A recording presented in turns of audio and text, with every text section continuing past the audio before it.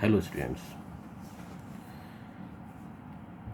आज हम डिस्कस करेंगे वेक्टर एनालिसिस के ऊपर। मैथमेटिकल टूल्स पर हमने काफ़ी बातें की, 13 वीडियोस मैंने बनाए हैं।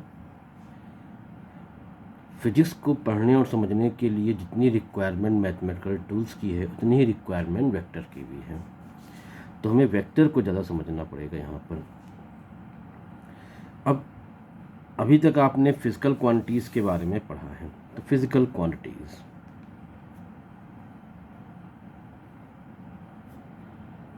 Physical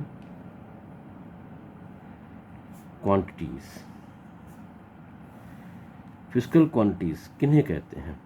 physical quantities those can be measured, जिन्हें मेज़र किया जा सकता है या जिन्हें मेज़र किया जाता है उन्हें फिजिकल क्वांटिटीज़ कहते हैं। जैसे length, mass, temperature, time, electric current, pressure, energy, kinetic energy, potential energy, momentum, acceleration, angular momentum, angular velocity, angular displacement, force. ये सब क्या है? ये सब फिजिकल क्वांटिटीज़ हैं। इन्हें हम मेज़र करते हैं या मेज़र कर सकते हैं।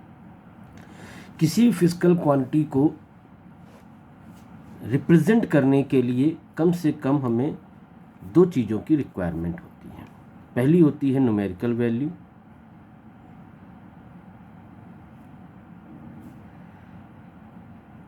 वैल्यू और दूसरी होती है यूनिट। अगर ये दो चीज़ें नहीं मालूम है तो फिजिकल क्वांटिटी को हम रिप्रेजेंट नहीं कर सकते। जैसे what is the length of this pen? अगर आपसे कहा जाए इस पेन की लेंथ कितनी है, तो आपका आंसर हो सकता है 10 सेंटीमीटर, आपका आंसर हो सकता है 15 सेंटीमीटर, आपका आंसर हो सकता है 20 सेंटीमीटर। तो length of this pen, suppose कीजिए 10 सेंटीमीटर। एग्जैक्ट लेंथ क्या है इसकी कोई मतलब नहीं है, इसकी लेंथ हमने माना 10 सेंटीमीटर। अब 10 centimetre length of this pen, 10 centimetre. तो 10 क्या है? न्यूमेरिकल वैल्यू, एंड सेंटीमीटर क्या है? Unit of length. अब हमने इस पेन की लेंथ के बारे में कंप्लीट डिस्क्रिप्शन दिया। What is the length of this pen? Answer हो गया 10 सेंटीमीटर। कहा जाए what is the mass of this pen? मान लीजिए 15 ग्राम। तो numerical value 15 unit gram, mass की यूनिट ग्राम, 15 ग्राम। तो किसी फिजिकल क्वांटिटी को रिप्रेजेंट करने के लिए इन दो चीज़ों की रिक्वायरमेंट होती है। कलेक्टिवली इसे हम कह सकते हैं मैग्नीट्यूड। कलेक्टिवली इसे हम बोलते हैं मैग्नीट्यूड। यानी कि बिना मैग्नीट्यूड के हम किसी फिजिकल क्वांटिटी के बारे में जानकारी नहीं दे सकते, कुछ भी कहना हो। ठीक है, काइनेटिक एनर्जी बतानी है तो आप कहोगे 10 जूल, 15 जूल। पोटेंशियल एनर्जी बतानी है तो फिर 5 जूल। मतलब अल्टीमेटली आप न्यूमेरिकल वैल्यू और यूनिट की इन्फॉर्मेशन यानी मैग्नीट्यूड को इन्फॉर्म करेंगे। तो मैग्नीट्यूड की हेल्प से आप किसी भी फिजिकल क्वांटिटी के बारे में कंप्लीट इन्फॉर्मेशन दे सकते हैं।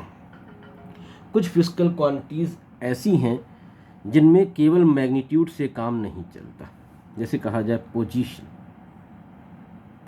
अगर आप कभी किसी से एड्रेस पूछें, कहीं आपको जाना हो और कोई एड्रेस पूछें, जब आप एड्रेस पूछेंगे तो एड्रेस में वो आपसे क्या कह सकता है? जैसे मान लीजिए आप कानपुर के रहने वाले हैं और कानपुर में आपने किसी जगह कल्याणपुर का एड्रेस पूछा, कानपुर के रहने वाले हैं, कानपुर में कल्याणपुर का एड्रेस पूछ रहे हैं आप कहाँ है, तो आपसे क्या कहा जाएगा? कानपुर किसी पोजीशन पे है, मान लीजिए रेलवे स्टेशन पर है, रेलवे स्टेशन। आप कानपुर के रेलवे स्टेशन पर हैं और आपने कल्याणपुर का एड्रेस पूछा, कल्याणपुर जाना है। तो कोई आपसे कह दे कि भाई रेलवे स्टेशन से 5 किलोमीटर की डिस्टेंस पर है, सपोज कर लीजिए। मैग्नीट्यूड बता दिया उसने, कल्याणपुर कहाँ है, पोजीशन बता दी 5 किलो।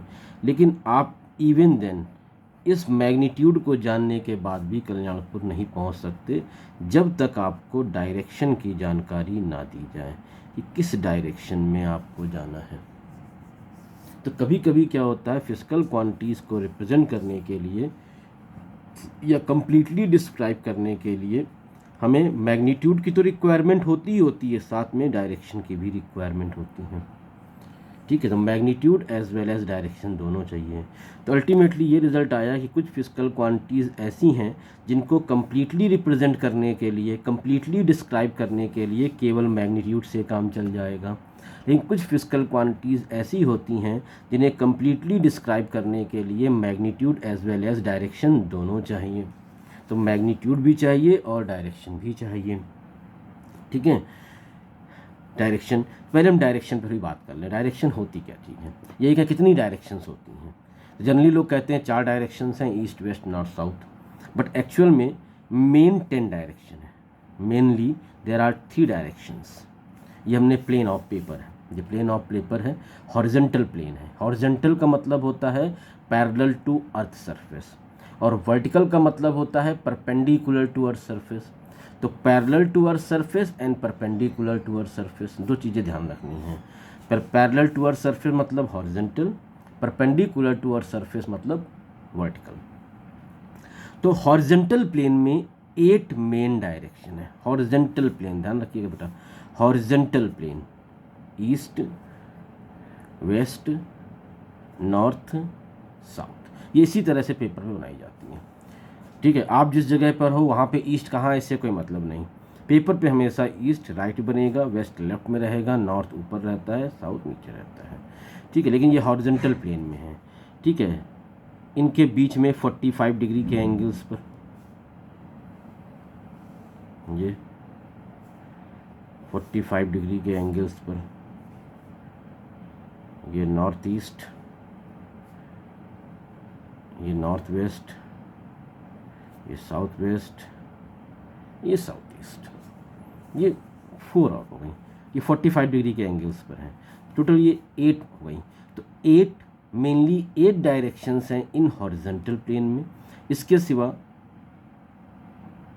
वर्टिकल डायरेक्शन, वर्टिकल मतलब perpendicular to the earth surface, यानी कि ये हॉरिजॉन्टल के परपेंडिकुलर।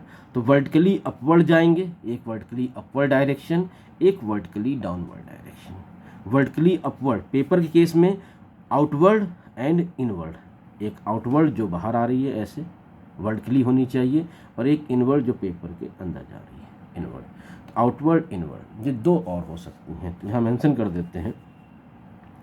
वर्टिकली अपवर्ड को रिप्रेजेंट करने के लिए ये सिंबल इस्तेमाल किया जाता है। एक डॉट लगा दीजिए, रिंग के अंदर लिख दीजिए, ये क्या होता है, वर्टिकल, वर्टिकली अपवर्ड, या फिर इसे हम आउटवर्ड भी बोल सकते हैं, आउटवर्ड। और दूसरा क्रॉस से रिप्रेजेंट किया जाता है, वर्टिकली डाउनवर्ड।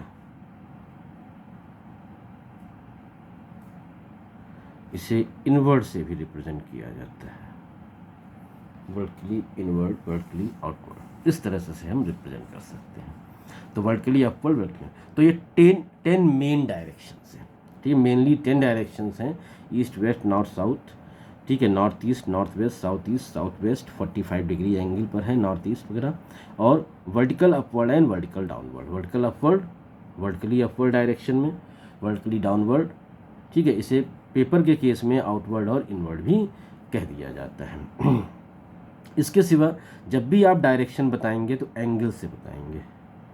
फिजिक्स में आपसे क्वेश्चन किया जाए एंगल बताइए, इसका मतलब आपसे डायरेक्शन के बारे में पूछ रहा है, ये ध्यान रखिएगा।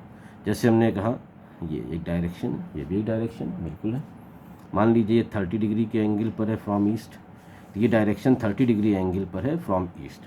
इसे बोलते कैसे हैं, इसे कहा जाता है 30 degree north of east, 30 degree north of east.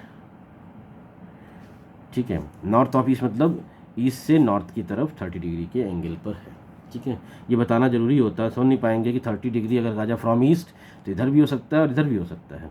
इसलिए वेरीफाई करना पड़ता है कि 30 डिग्री नॉर्थ ऑफ ईस्ट, यानी आपको बताना पड़ेगा कि किस तरफ की तरफ जाना है, ईस्ट से नॉर्थ की तरफ या ईस्ट से साउथ की तरफ।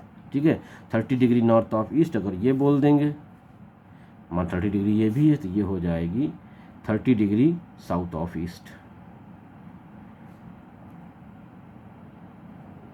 30 degree south of east, 30 degree north of east, 30 degree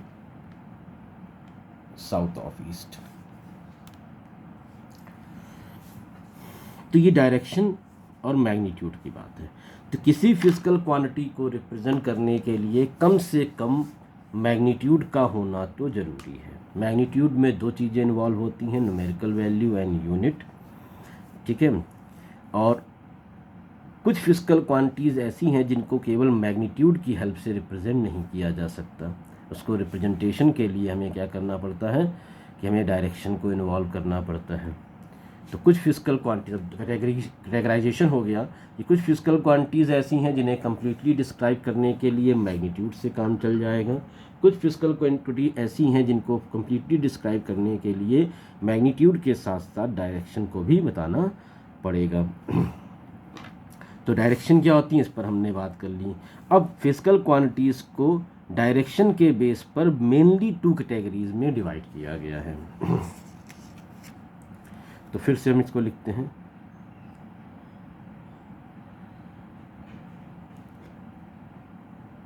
physical quantities. Physical quantities को 2 कैटेगरीज में डिवाइड किया गया है। एक स्केलर और दूसरा vector. Scalar and vector. Scalar उन्हें कहा गया है जिन्हें कम्प्लीटली डिस्क्राइब करने के लिए केवल मैग्नीट्यूड की रिक्वायरमेंट है। वेक्टर उन्हें कहा गया है जिन्हें कम्प्लीटली डिस्क्राइब करने के लिए magnitude as well as direction दोनों चाहिए। ठीक है, those are completely described by magnitude.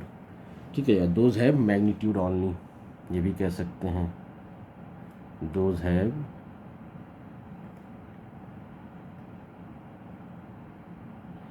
Magnitude only. और यहाँ लिख सकते हैं आप दोज हैव बोथ मैग्नीट्यूड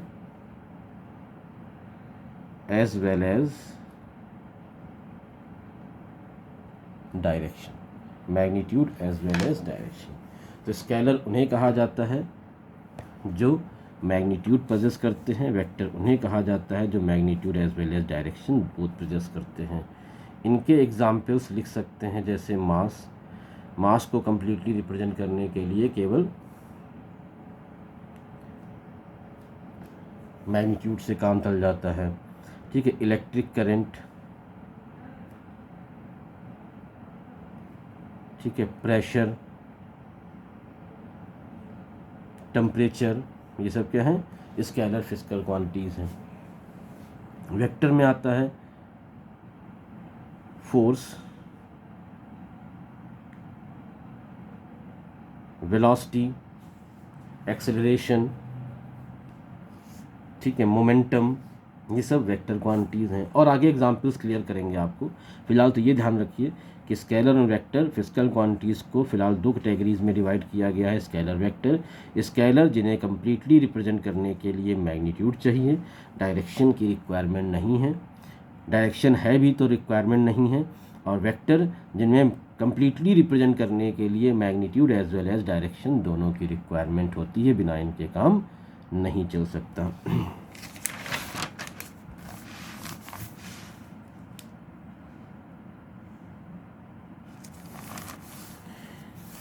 अब स्केलर्स के लिए जो मैथमेटिक्स होती है वो सिंपल अलजेब्रिक मैथमेटिक्स है। स्केलर इधर हम डिस्क्राइब करते हैं वेक्टर को।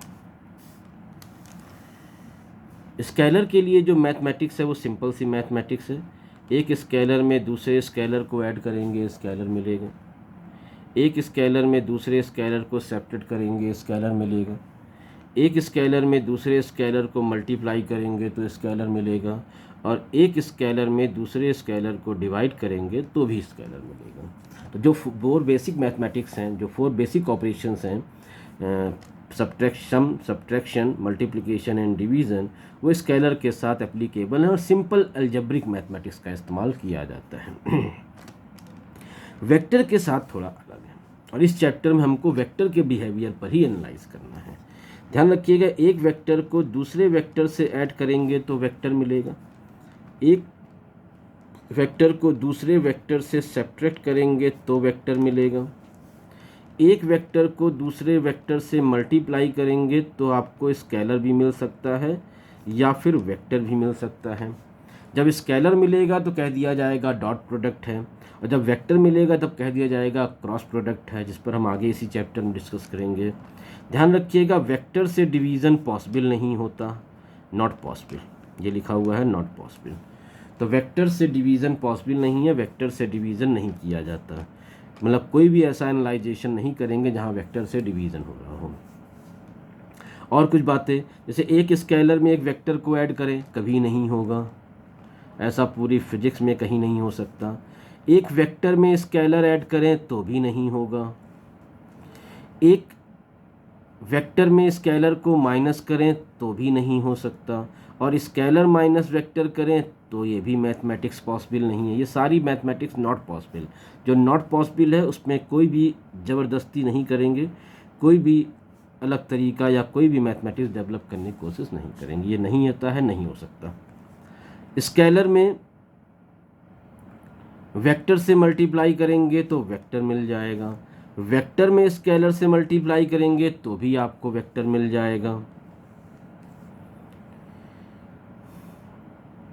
वेक्टर में स्केलर से डिवाइड करेंगे तो वेक्टर मिलेगा, लेकिन स्केलर में अगर वेक्टर से डिवाइड कर दिया तो नॉट पॉसिबल, वेक्टर से डिवीज़न पॉसिबल नहीं है।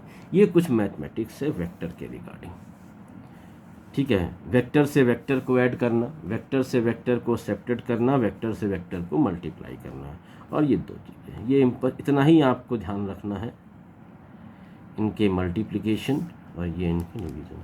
जो नॉट पॉसिबल है उन पर कोई बात नहीं करेंगे, कहीं ऐसा अगर आता है तो उसे आप या तो अलग तरीके से एनालाइज किया जाएगा या उसको आप छोड़कर आगे बढ़ जाएंगे, ठीक है। हालांकि ऐसी नौबत नहीं आती है फिर भी। तो हमें इस मैथमेटिक्स चैप्टर में सीखना है वेक्टर को वेक्टर से कैसे ऐड किया जाए, वेक्टर को वेक्टर से कैसे सब्ट्रैक्ट किया जाए। तो हमें इसकी मैथमेटिक्स सीखनी है, जिसे हमने वेक्टर एनालाइजेशन कहा है, यानी वेक्टर को एनालाइज करना सीखना है। अब वेक्टर की मैथमेटिक्स को समझने के लिए आपको पहले उसके रिप्रेजेंटेशन पे, यानी वेक्टर को रिप्रेजेंट कैसे किया जाता है, उसे सीखना पड़ेगा। रिप्रेजेंटेशन ऑफ अ वेक्टर, एक वेक्टर को हम किस तरीके से रिप्रेजेंट कर सकते हैं। रिप्रेजेंटेशन ऑफ अ वेक्टर, तो a vector can be, a vector can be represented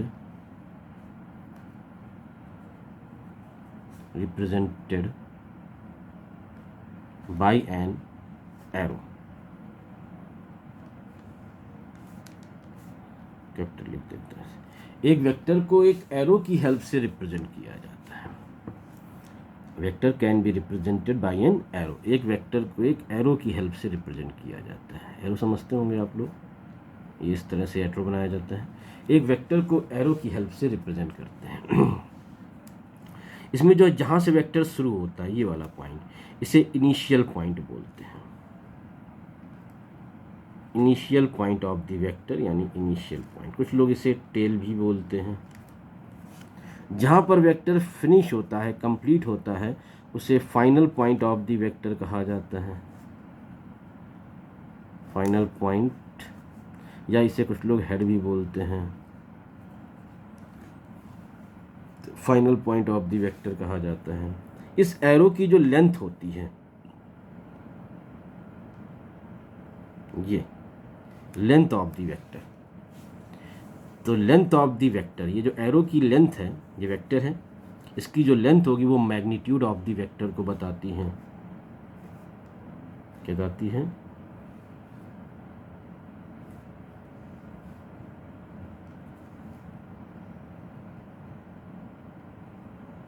magnitude of the vector को इन्फॉर्म करती है।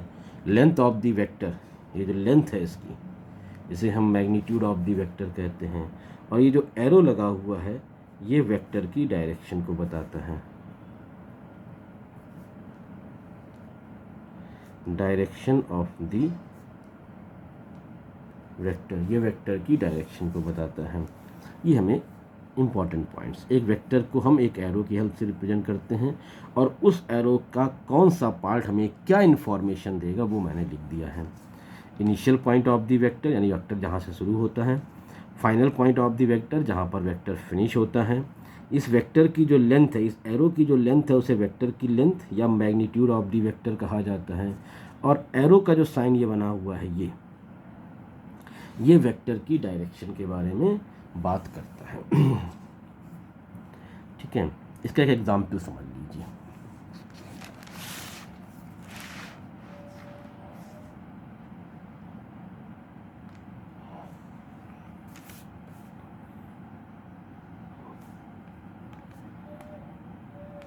कार इज मूविंग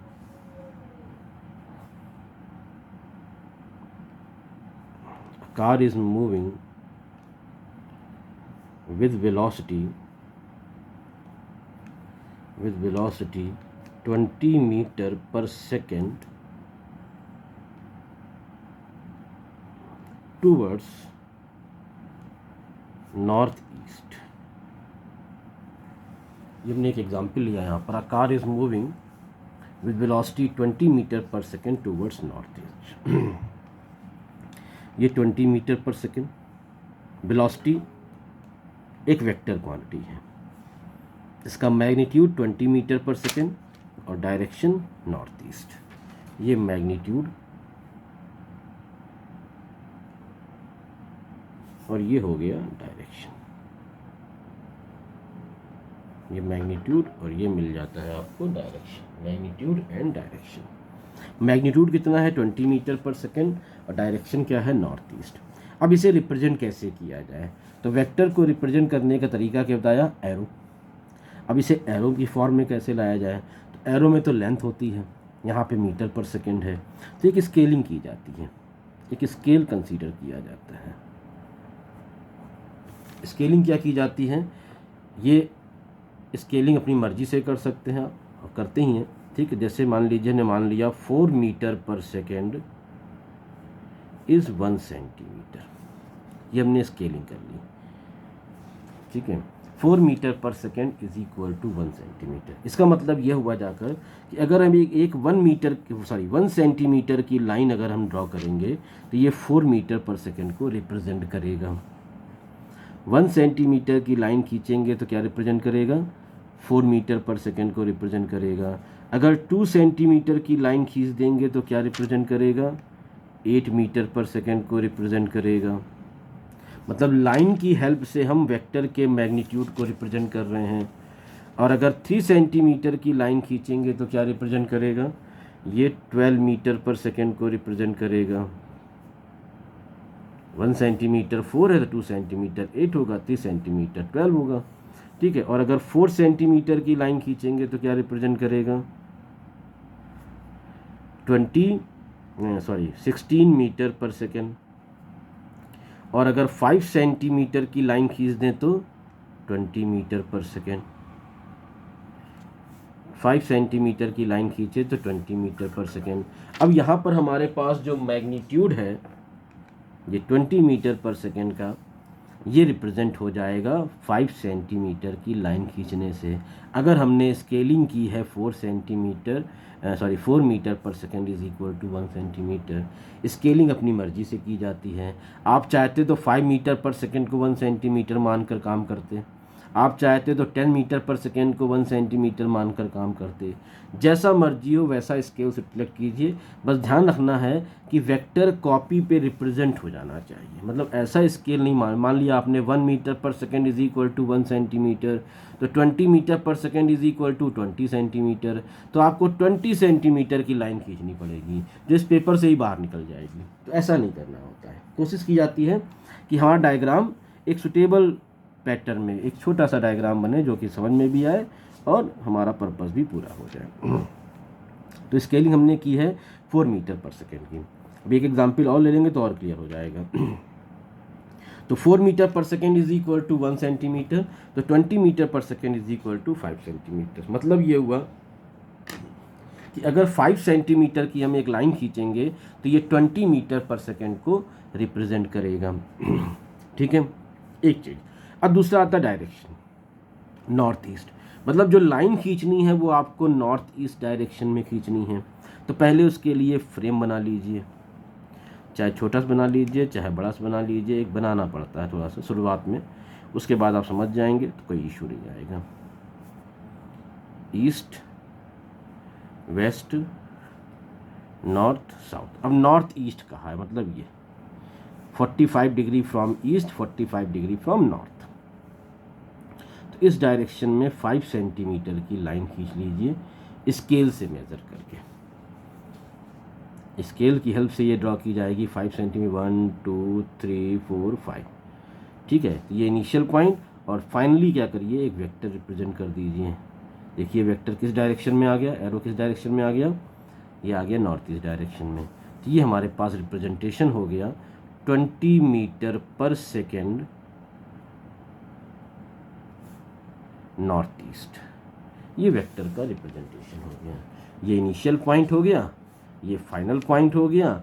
ये एरो जो है वो नॉर्थ ईस्ट डायरेक्शन में है, और एरो की जो लेंथ है वो 20 मीटर पर सेकेंड को रिप्रेजेंट करती है। सारी बातें यहाँ पर हो जाती हैं। अब वेलोसिटी को हम v से रिप्रेजेंट कर दें और इसके ऊपर एक एरो लगा दें। ये तरीका होता है रिप्रेजेंट। बुक्स में बोल्ड लेटर में लिख दिया जाता है, बुक्स में बोल्ड लेटर में लिखा होता है, और कॉपी जो हम लिखते हैं तो एक एरो साइन लगा देते हैं। तो v के ऊपर एक एरो लगा दीजिए। जब v के ऊपर हम एक एरो लगा देंगे तो क्या हो जाएगा, v ये वेलोसिटी को रिप्रेजेंट करेगा। ये लिखेंगे 20 metre per second north east. और अगर हम इस v वेक्टर को, ये सिर्फ तरीके लिखने के जो ध्यान रखने हैं आपको, 2 पैरेलल लाइंस के बीच में लिख दें तो ये बताएगा मैग्नीट्यूड ऑफ वेलोसिटी। ये वेलोसिटी वेक्टर है, वेक्टर वेलोसिटी को रिप्रेजेंट कहेंगे वेलोसिटी वेक्टर, तो ये वेक्टर लिखा हुआ है। ये मैग्नीट्यूड ऑफ द वेक्टर भी, वेलोसिटी वेक्टर का मैग्नीट्यूड, कितना मैग्नीट्यूड है, 20 metre per second. Big line, इसे बोलते हैं मॉड वैल्यू। मॉड वैल्यू मतलब मैग्नीट्यूड ऑफ वेलोसिटी। इस तरह से हम वेलोसिटी वेक्टर को रिप्रेजेंट करते हैं। एक एग्जाम्पल और ले लीजिए। a force of 100 Newton is acting on a particle in north direction.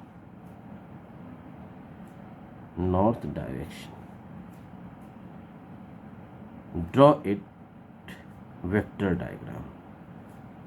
इसका वेक्टर डायग्राम बनाना है। एक पार्टिकल पर 100 न्यूटन का फोर्स काम कर रहा है। एक पार्टिकल पर 100 न्यूटन का फोर्स काम कर रहा है और इसका हमको वेक्टर डायग्राम बनाना है। ठीक है, सबसे पहला काम स्केल। स्केल क्या सुटेड मानेंगे, देखिए 100 न्यूटन ये मैग्नीट्यूड हो गया, डायरेक्शन क्या हो गई जाकर नॉर्थ। 100 न्यूटन मैग्नीट्यूड है, डायरेक्शन है नॉर्थ। 100 न्यूटन, अब 100 न्यूटन पहले स्केल कंसीडर कीजिए तो आप 10 न्यूटन को 1 सेंटीमीटर मान सकते हो, आप 20 न्यूटन को 100 मान सकते हो, आप 25 को मान सकते हो। ठीक है, तो हम यहाँ मान रहे हैं 25 newton is equal to 1 centimetre. तो 100 न्यूटन कितना हो जाएगा, तो 100 newton is equal to 4 centimetre. तो कोशिश करते हैं 4 5 6 7 3 8 ऐसे ही छोटी लाइन बनाते हैं कि बहुत बड़ा वेक्टर ना बने। ठीक है, बहुत बड़े में फिर कन्फ्यूजन्स होते हैं, समझ में नहीं, लाइन पेपर के बाहर निकल जाती है तो वो ठीक नहीं रहता है। एक सुटेबल स्केल कंसीडर कर लेते हैं। तो हमने आप 20 मान सकते हो या 25। ठीक है, 25 सेंटीमीटर न्यूटन को हमने 1 सेंटीमीटर माना, तो 100 न्यूटन हो जाएगा 4 सेंटीमीटर। यानी हमें 4 सेंटीमीटर की एक लाइन खींचनी है। किस डायरेक्शन में खींचनी है, नॉर्थ डायरेक्शन में। नॉर्थ किधर था, ये प्लेन पर ऊपर की तरफ। तो इस डायरेक्शन में हमने ये एक लाइन की हुई। फ्रेम बनाइए या ना बनाइए, बस डायरेक्शन मालूम होनी चाहिए। इस तरह से हमने एक 4 सेंटीमीटर की लाइन खींच दी। तो ये क्या रिप्रेजेंट कर रहा है? फोर्स F से रिप्रेजेंट, फोर्स मतलब फोर्स F, पहला अक्षर ले लिया जाता है कभी कभी F, ऊपर एरो का साइन लगा दिया, इसका मतलब ये वेक्टर को रिप्रेजेंट कर रहा है। कितना वेक्टर? 100 Newton north direction. ठीक है, इसकी लेंथ क्या बता रही है? 100 न्यूटन को बता रही है, मैग्नीट्यूड को एरो बता रहा है नॉर्थ डायरेक्शन को। वेक्टर रिप्रेजेंटेशन हो गया। ठीक है, मैग्नीट्यूड की बात की जाए कि फोर्स का मैग्नीट्यूड यानी लेंथ ऑफ द वेक्टर कितनी है, तो वो 100 न्यूटन है। इस तरह से आप इसे रिप्रेजेंट कर सकते हैं। ठीक है, आप इसको स्क्रीनशॉट ले लीजिए ताकि आपके पास नोट्स भी अवेलेबल हो जाए। और फिर भी कोई कन्फ्यूज़न हो तो मुझे मैसेज कर दीजिए।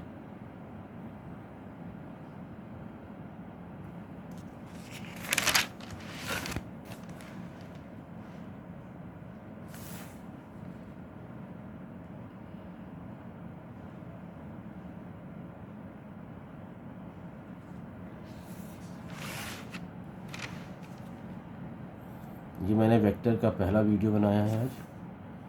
समझिए, सीखने की कोशिश कीजिए। कोई कन्फ्यूज़न हो तो फिर से डिस्कस कर सकते हैं आप। मुझे मैसेज कर दीजिए या मुझे व्हाट्सएप पे या मुझे कॉल भी कर सकते हैं, कोई इशू नहीं है। ओके, आज की क्लास में यहीं रोकूँगा, इसके आगे नेक्स्ट क्लास पे बात करते हैं। थैंक्स।